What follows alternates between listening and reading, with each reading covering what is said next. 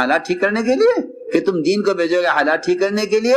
اللہ حالات اور بدتر کریں گے، اور بدتر کریں گے۔ اسی لیے فرمایا کہ اگر تمہیں اغیار سے امید اپنے حالات کے بدلنے کی ہے تو جو ہم لائیں گے اس کے بعد وہ اس سے بدتر لاویں گے تمہارے خلاف، پکی بات ہے، کیونکہ تم نے دین کا سمجھوتا کیا ہے غیروں کے ساتھ۔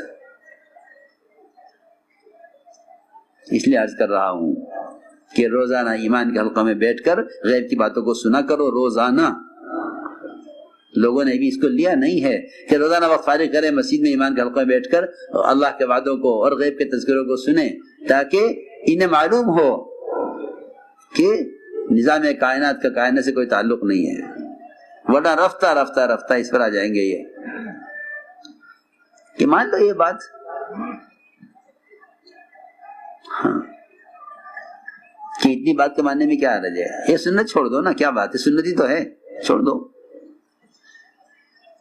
کیا ہے کہ سنتی تو ہے، اس پہ کیا ہٹنا کہ جب تمہیں کوئی فرض سے روکے گا پھر دیکھنا، پہلے تم سنت چھوڑ دو۔ جی ہاں سنو میری بات دھیان سے کہ اگر سنت کے چھوڑنے سمجھوتا ہو جاوے تو کیا حرج ہے؟ سنو غور سے،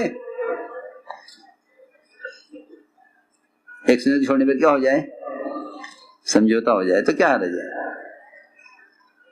کہ نہیں، جو سنت کو ہلکا سمجھ کر چھوڑیں گے وہ فرائض کو ضائع کرنے کی طرف جائیں گے۔ ہاں دین تو ایک مکمل طریقے زندگی ہے۔ ہم میں صاحب فرق یہ ہے کہ وہ سنتوں کو چھوڑتے، کہ وہ سنتوں میں کرتے تھے سنت ہونے کی وجہ سے، ہم سنتوں کو چھوڑتے ہیں سنت ہونے کی وجہ سے، کہ چھوڑ دو یہ سنت ہے، اس کام کو چھوڑ دو کہ یہ سنت ہے۔ وہ عمل کرتے تھے کہ اس پہ عمل کرو کیونکہ یہ سنت ہے۔ تو ساری بات سمجھانے کے لیے عرض کر رہا ہوں کہ ایمان بالغیب سیکھو، تاکہ پتہ چلے کہ تمہارے دل میں شک ہے، یہ تمہارے دل میں نعوذ باللہ کفر ہے، یہ تمہارے دل میں ایمان ہے۔ کہ ایمان ہے تو ایمان بڑھے گا، شک ہے تو شک بڑھے گا، اور کفر ہے تو کفر بڑھے گا، لیکن خبر سب کے لیے۔ عجیب بات ہے، آپ نے خبر دی کہ جہنم میں درخت ہے، فن نے کہا کیسے ہو سکتا ہے؟ اگر جہنم میں درخت کی خبر نہ دیں، اگر جہنم میں درخت کی خبر نہ دیں تو کافر جہنم کا انکار کیسے کریں گے؟ کیوں آئیں گے انکار پر کہ یہ کیسے ہو سکتا ہے کہ جہنم کی آگ اتنی سخت ہے اور اس میں درخت ہے؟ ہاں اس میں درخت کون مانے گا؟ کیوں؟ اس لیے کہ درخت تو آگ میں جلے گا، یہ عقل کہہ رہی ہے۔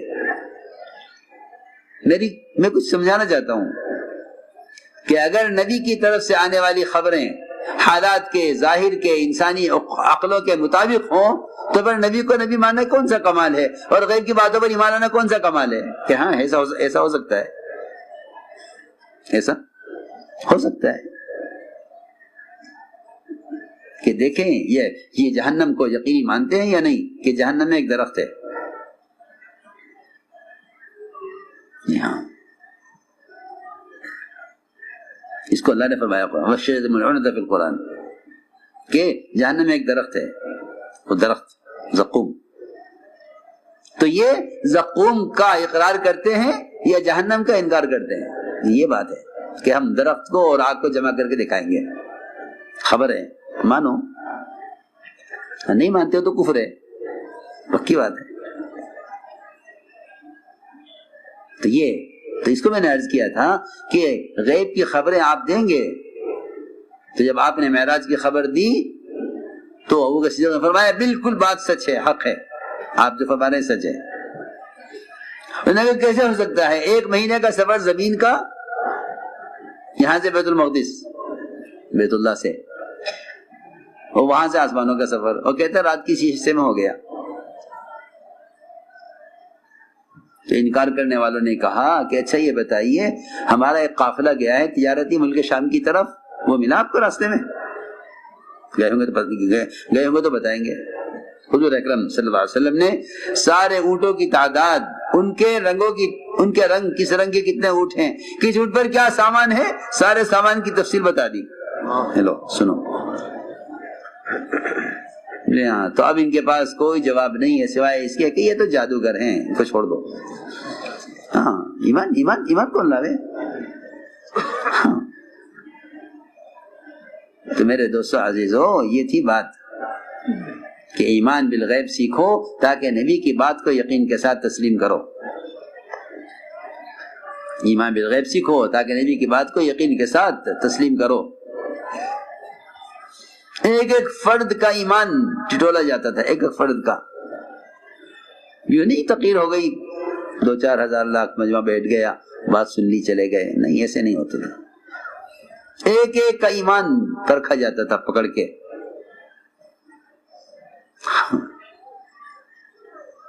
ایمان پرکھا جاتا تھا ان ایسے حالات سے۔ حضور اکرم صلی اللہ علیہ وسلم نے ایک دیہاتی سے گھوڑا خریدا، یہ سخت امتحان ہے ایمان کا، جاننے کے لیے کہ ہماری بات پر ہمارے صحابی کو کتنا یقین ہے، ہماری بات پر مومن کو کتنا یقین ہے۔ اس امتحان کے لیے ایک واقعہ پیش آیا، گھوڑا خریدا دیہاتی سے، کتنے کا کہ اتنے کا ہے۔ آپ نے فرمایا کہ ٹھیک ہے میں قیمت دیتا ہوں، آؤ میرے ساتھ۔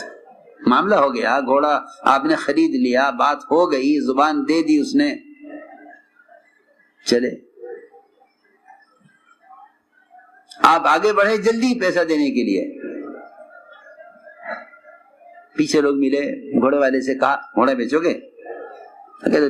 اس نے گھوڑے والے نے یہ نہیں کہا کہ بک چکا ہے، اس کو قیمت زیادہ ملنے لگی تو بات کر لی دوسروں سے اور آواز دے کر کہ اے محمد صلی اللہ علیہ وسلم آپ گھوڑا خریدیں گے ان کو بھیج دوں؟ فرمایا میں تو خرید چکا ہوں تم سے۔ اس نے کہا خدا کی قسم میں نے آپ کو نہیں بیچا، میری آپ کی ابھی کوئی بات نہیں ہوئی، کیونکہ اس کو قیمت زیادہ مل رہی تھی دوسروں سے۔ فرمایا میں تو لے چکا ہوں، اس نے کہا نہیں میں نے آپ کو نہیں بیچا۔ آپ نے کہا میں لے چکا ہوں، اس نے کہا میں نے آپ کو نہیں بیچا۔ گھوڑے والے نے کہا ٹھیک ہے اگر آپ نے خریدا ہے تو آپ گواہ لائیے، اور گواہ کوئی تھا نہیں، دو کے درمیان بات ہوئی صرف۔ ابھی آپ کی بات چل رہی تھی اس سے، اتنے میں حضرت خدیجہ بن ثابت رضی اللہ تعالیٰ وہاں سے گزر رہے تھے، دیکھا کہ گھوڑے والا کہتا ہے آپ سے گواہ لائیے۔ آگے بڑھ کر کہا میں گواہی دیتا ہوں، میں گواہی دیتا ہوں۔ گواہی تو وہ دے گا جو موقع پر موجود ہو، گواہی تو وہ دے گا جو موقع پر موجود ہو۔ ہم اب 1400 سال 1500 سال کے بعد محمد صلی اللہ علیہ وسلم کی ایک خبر کے بارے میں سوچتے ہیں کہ خبر نہیں کیا ہوگا، خبر نہیں کیا ہوگا، خبر نہیں کیا ہوگا۔ جس طرح آپ کی بات اس دن یقینی تھی، آپ جو خبریں لائے ہیں خدا کی قسم وہ آج بھی اسی طرح یقینی ہے جیسے اس دن یقینی تھی۔ صحابہ کرام آپ کی سنی ہوئی خبروں کو اور آپ کی طرف سے ملنے والی اطلاعات کو اتنے یقین کے ساتھ اس کے منتظر ہوتے تھے، اتنے یقین کے ساتھ منتظر ہوتے تھے کہ کیا رات سونے والے کو صبح کے سورج کے نکلنے کا یقین ہوگا جو صحابی کو اس بات کے پیش آنے کا یقین ہوتا تھا جو آپ نے فرمائی ہے۔ ایک صحابی بیمار ہو گئے، موت کا وقت قریب آ گیا، لوگوں نے کہا تم آپ کا موت کا وقت قریب ہے، میں کہ نہیں مجھے موت نہیں آئے گی، مجھے موت نہیں آئے گی۔ مجھے بتلایا اللہ کے نبی نے کہ تمہاری موت کہاں آئے گی، کس جگہ آئے گی۔ جی ہاں، ابو ذر غفاری کہنا ہے نہیں ایسے نہیں مر جاؤں گا میں، مجھے معلوم ہے مجھے کہاں مرنا ہے، جو آپ نے بتایا ہے اس کے خلاف نہیں ہوگا، جو چاہے ہو جائے۔ تو یہ یقین تھا، یہ یقین تھا صحابی نے، عبداللہ بن حضرت خزیمہ نے آگے بڑھ کر کہا میں گواہی دیتا ہوں۔ آپ نے سوال کیا کہ خزیمہ تم نے گواہی کیسے دی کہ تم موقع پر موجود نہیں تھے، کیسے گواہی دی؟ یہ سوال اس امتحان کے لیے ہے کہ اگر ہم تم سے ڈانٹ کر بھی یہ پوچھیں کہ تم نے گواہی کیسے دی ہے اور کیوں دی ہے جب تم موقع پر موجود نہیں تھے؟ تو ایسا تو نہیں کہ تم گھبرا کر یہ کہہ دو کہ جی مجھے معلوم نہیں. اگر یہ کہہ دیا گھبرا کر کہ نہیں مجھے معلوم نہیں تو کفر کے لیے کافی ہے. پکی بات ہے، تو پکی بات ہے. یہ معمولی بات تھوڑی ہے کہ نبی کی خبر پر ایمان لانا معمولی بات تھوڑی ہے. آپ کے سوال کا مقصد ان سے انکار کروانا نہیں تھا. آپ کے سوال کا مقصد آپ کو خود اپنے عمل میں اپنی بات میں شک نہیں تھا. آپ کے سوال کا مقصد یہ تھا کیونکہ نبی جو بات کہتے ہیں انہیں خود اس پر یقین ہوتا ہے. انہیں خود ان کو یقین ہوتا ہے کہ جو میں کہہ رہا ہوں وہ یقینی ہے. وہ یہ ایسے نہیں ہوتے نعوذ باللہ کہ وہ حالات دیکھ کر سمجھیں کہ یہاں یہ بول دو یہاں یہ بول دو یہاں حالات ایسے یہاں یوں کر لو. ایسا نہیں ہے کہ نبی کو اپنی بات پر یقین ہوتا ہے. ہاں نبی کو اپنی بات پر یقین ہو. قل ھذہ سبیلی ادعو الی اللہ علی بصیرۃ کہ میں جو کچھ لے کر آیا ہوں جو کہہ رہا ہوں مجھے خود اس پر یقین ہے. آمن الرسول بما انزل الیہ من ربہ والمؤمنون کہ پہلے تو رسول ایمان لاویں اس پر جو رسول کو دیا گیا ہے. ہاں ایمان والے بعد نہیں ایمان لاویں، رسول پہلے یقین، رسول کو پہلے یقین ہے اپنی بات پر اپنی چیز. ہاں اپنی خبر پر خود رسول کو یقین ہے. اس لیے انبیاء علیہ السلام حالات کی وجہ سے شک میں نہیں پڑتے تھے. تو آپ نے سوال ان سے کیا کہ تم نے گواہی کیسے دی ہے بتاؤ. یہ گھوڑے کا سوال نہیں ہے، یہ ایمان کا سوال ہے. ہاں تھوڑی میری بات توجہ سے نہیں پڑے گی. یہ سوال گھوڑے کا سوال نہیں ہے. گھوڑا ملے نہ ملے سوال گھوڑے کا نہیں ہے. سوال یہاں ایمان کا ہے کہ خزیمہ تم نے جو گواہی دی ہے اگر ہم یہ تم سے پوچھیں کہ کیسے دی تم موقع پر موجود نہیں تھے تم کیا جواب دیتے ہو؟ ہم دیکھنا چاہتے ہیں تمہارا ایمان کیسا بنا. حضرت خزیمہ نے عرض کیا ہم کیوں نہ گواہی دیں، ہم کیوں نہ گواہی دیں. آپ نے ہمیں جنت کی خبریں دی ہیں ہم نے یقین کیا، جہنم کی خبریں دی ہم نے یقین کیا، عذاب قبر کی خبریں دی ہم نے یقین کیا، عرش اور کرسی اللہ کے وجود کی آپ نے ہمیں خبر دی ہے.